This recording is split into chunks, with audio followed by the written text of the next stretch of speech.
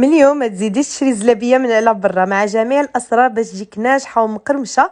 كتجي تماما بحال ديال برا، رائعه بزاف ولذيذه وما كتاخذش نهائيا الوقت، خصوصا الا ما كتنجحش معاك الشباكيه. حضريها راه كتوجد بسرعه. عندي 2 كيسان ديال الدقيق، نصف كاس ديال السميده الرقيقه، الملحه والقرفه. غادي نخلي لكم مقادير مكتوبين اسفل الفيديو.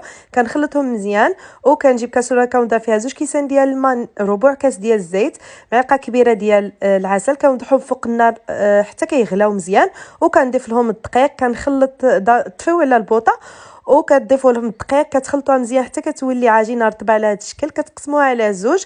الجزء الاول كديروه في بلاستيكه باش ما يبش معاكم، والعجينه المتبقيه كديروها في بوش، كتشكلوها على الشكل العادي ديال هكذا ديال الزلابيه. كتخليوها تيبس واحد ربع ساعه هكذا، وكتبداو تقليوها. الملاحظه باش تنجح معاكم ضروري الزيت تكون سخونه بزاف